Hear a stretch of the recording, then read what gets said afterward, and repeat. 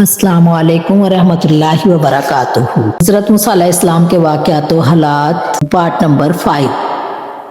दोनों भाई हस्बे हुक्म फ़िरौन को दावत देने के लिए इसके महल तशरीफ़ ले गए, लेकिन इन्हें इसके दरबार में जाने का मौका नहीं दिया गया। ये दोनों दरवाजे पर ठहरे रहे। फिर बहुत से पर्दों से गुजर कर मिलने की इजाज़त मिली तो दोनों ने फ़िरौन से कहा कि इन्ना रसूल रब्बिक, यानी हम दोनों तेरे रब की तरफ से कासिद और पैगंबर हैं। फ़िरौन ने पूछा कि फमन रब्बुकुमा, हमारा रब कौन है? हज़रत मूसा और हज़रत हारून अलैहिस्सलाम ने वो बात कही जिसका खुद कुरान ने जिक्र किया है। हमारा रब वो है जिसने हर चीज़ को इसकी सूरत दी और हदायत भी दी। इस पर फ़िरौन ने पूछा कि तुम दोनों क्या चाहते हो, और साथ ही कब्ती मकतूल का वाक़या जिक्र करके हज़रत मूसा अलैहिस्सलाम को मुजरिम ठहराया और अपने घर में इनकी परवरिश का एहसान जतलाया।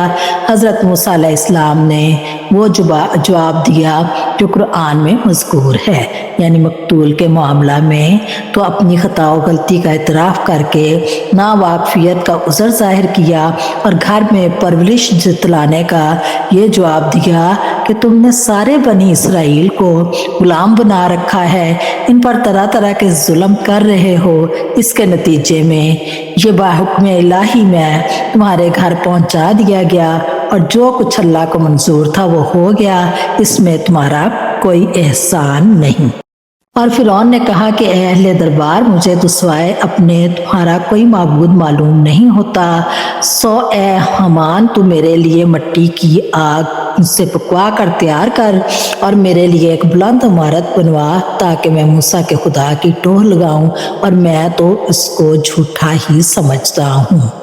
ए हमान, तू ऐसा करके गारे की कच्ची ईंटों को आग में पकाकर इनसे एक बुलंद इमारत तैयार करवा ताकि मैं इस बुलंद इमारत पर चढ़कर मूसा के माबूद का पता लगाऊं।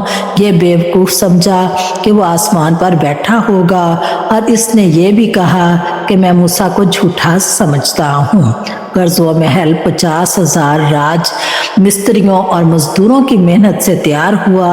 ये समझा था कि इस तरह आसमान कुछ करीब हो जाएगा, लेकिन इसकी छत पर चढ़कर देखा तो आसमान इतना ही ऊंचा नजर आया, जलील व शर्मिंदा होकर नीचे उतर आया। पक्की ईंटों से तामीर सबसे पहले इसी महल की हुई, इससे पहले पक्की ईंटों से तामीर का रिवाज ना था। हज़रत मूसा अलैहिस्सलाम पर अल्लाह ताला की कुदरत से जब फ़िरौन और इसके अहले दरबार की कुछ ना बन पड़ी और ज़िद्द व तअस्सुब की बिना पर मानने से इनकार कर दिया, तो ये खुले मोजज़े देखकर अहले दरबार से फ़िरौन ने कह दिया कि ये कोई बड़ा जादूगर है और ये इस इरादे से यहाँ आया है कि तुम्हारी ज़मीन से बेदखल कर दे। अहले दरबार से मशवरा लिया कि अब तुम्हारा क्या ख्याल है। अहले दरबार ने यह कहा कि आप मूसा और इसके भाई को कुछ मोहलत दे दें और मुल्क के नामवर जादूगरों को बुला लें और फिर एक बड़े मैदान में इन सब का मुकाबला कराएं। हमें कभी उम्मीद है कि हमारे मुल्क के जादूगरों के आगे मूसा अलैहिस्सलाम और इसके भाई की कुछ ना चलेगी और इस तरह ये खेल हमेशा के लिए ख़त्म हो जाएगा। चुनाचे फ़िरऔन ने हज़रत मूसा अलैहिस्सलाम को मुखातिब करके कहा कि तू जादू के ज़ोर से हमारा मुल्क छीनना चाहता है, तू मगरूर ना हो, हम भी जादू में तेरा मुकाबला कर सकते हैं। दिन और जगह मुकर्रर हो जाए, हम भी इस दिन वहाँ आ जाएं और तू भी। खुले मैदान में सबके सामने हार जीत खुल जाए। हज़रत मूसा अलैहिस्सलाम ने फरमाया कि मुझे मंजूर है और मेरा ख्याल है कि इसके लिए तुम्हारा ईद का दिन मुनासिब है। हमारे वादे का दिन वही है जो जश्न मनाने का दिन है और सब लोग चाश्त के वक्त तक जमा कर लिए जाएं। मुद्दत मुकर्रर हो गई, दिन और वक़्त और जगह का तयन भी हो गया, तो फ़िरऔन ने इधर उधर से जादूगरों को जमा करना शुरू कर दिया। इस ज़माने में जादू का बहुत ज़ोर था और बड़े बड़े जादूगर मौजूद थे। मुकर्ररा वक्त तक जादूगर भी जमा हो गए। इस मैदान में फ़िरऔन अपना तख्त बिछवा कर इस पर बैठा और तमाम उम्रा वज़रा भी अपनी अपनी जगह पर बैठ गए। रियाया भी सब जमा हो गई। जादूगरों की टोलियां सफ़ें बांधे तख्त के आगे کھڑی ہو گئی۔ فرعون نے ان کی کمر ٹھوکنی شروع کی اور کہا کہ آج اپنا وہ ہنر دکھلاؤ کہ دنیا میں یادگار رہے۔ تو جادوگروں نے بھی کہا کہ ہمیں اس کا انعام بھی ملے گا یا نہیں۔ پھر جب وہ جادوگر آئے تو انہوں نے فرعون سے کہا کہ اگر ہم مقابلہ میں غالب آئے تو کیا ہم کو کوئی بڑا انعام ملے گا؟ فرعون نے جواب دیا، ہاں ضرور، اور تم اس وقت مقربین میں شامل کر لیے جاؤ گے۔